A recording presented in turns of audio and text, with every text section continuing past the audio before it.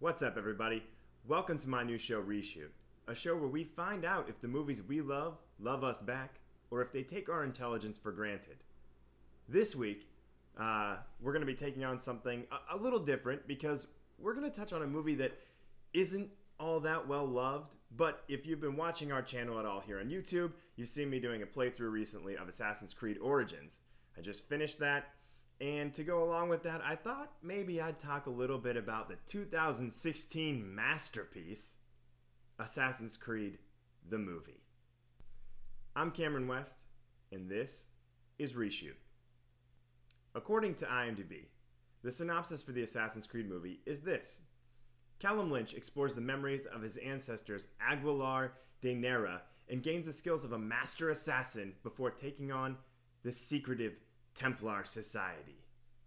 Okay, according to that synopsis, I'm invested, you got me. Doesn't sound that different from the games.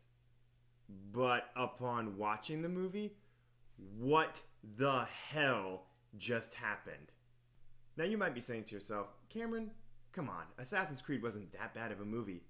And I say to you, you're absolutely incorrect. It was not good. But if you find yourself in that camp that somehow does seem to like this movie, as actually quite a few people do, that's at least what my research says, here are 3 reasons why you might have loved Assassin's Creed. Reason number 1, Michael Fassbender. Fassbender is an incredible actor, and he's good in almost everything he's in, and he's definitely believable as an assassin. He handles the action sequences well, he looks like he could come out on the winning end of a fight, and his acting is just about the one thing that keeps this movie from completely falling out. Reason number 2, the cinematography is absolutely beautiful. Adam Arcapot does an incredible job of bringing the video games to life, especially when we're reliving the past in the Spanish Inquisition. The sweeping shots of a war-torn Spain and the ethereal look of the gardens in the Abstergo building are indeed a visual treat. And speaking of the Spanish Inquisition, reason number 3 is that this is an enthralling time in history, and it's one that the video games haven't touched on yet. In the movie, we're dropped into the middle of the Granada War via the viewpoint of our hero assassin, Aguilar. From his viewpoint, we're shown the horrors of this battle in a semi-realistic way. It's about as realistic as you can be, considering that there's no actual proof the assassins existed. And I do applaud the filmmakers for having everyone in the flashbacks speak Spanish during the Spanish Inquisition. However, that's about where all the good of this movie stops. Now I could list about 100 things that are wrong with this movie, but I don't want to keep you here all day, so I'm going to go ahead and give you my 3 biggest problems with Assassin's Creed. Number 1, the movie could actually follow one of the storylines from an Assassin's Creed game. Starting with the second game, audiences are introduced to Ezio. Now Ezio is lived in the past by Desmond Miles in the future. And their story was actually so popular that it's the only story that became multiple games. It's in 3 games. It's in Assassin's Creed 2, Assassin's Creed Brotherhood, and in Assassin's Creed Revelations. That storyline was praised by both fans and critics, and there's no reason that should not have been the storyline that they took on in the movie. Aside from Michael Fassbender actually kind of looking like Desmond Miles, fans would have appreciated seeing this story come to life on the big screen. Sure, an argument can be made that maybe newer audiences who haven't played the games wouldn't necessarily relate to Ezio or Desmond's story, but you watched the movie, right? Okay, you did?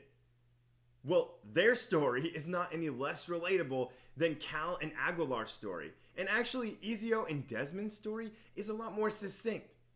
A lot more is explained.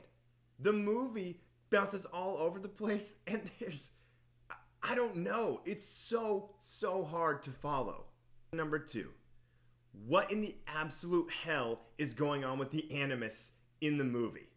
If the subject is living the memories of his ancestor through a brain-implemented computer simulation, why do they need to be tied to a giant robot arm?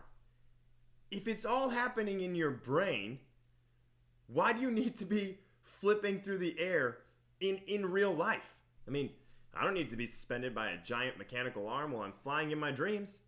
All I need is to be cuddling with my cats.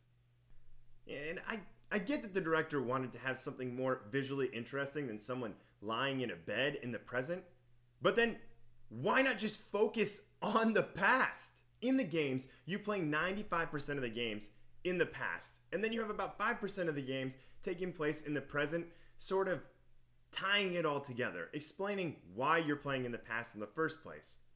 But in the movie, you spend about 90% of the time in the present and about 10% in the past, which doesn't make sense because the past is the most interesting part of the movie. Number 3, please, for the love of God, explain what is happening. Because people coming to see this movie might not have played the game. Take 15 minutes and give some exposition. Explain why this battle is happening. I mean, in the movie, I guess we get a credit scroll, and it uses buzzwords from the game like assassins and Templars and Apple of Eden. I mean, that shows that the filmmakers know what they're doing, right? No, it doesn't at all.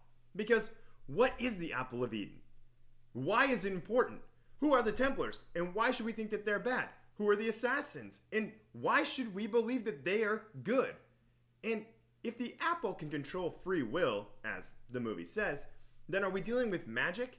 Or are we going to the alien route, like the games do? And then if we are going to the alien route, well, who are the aliens?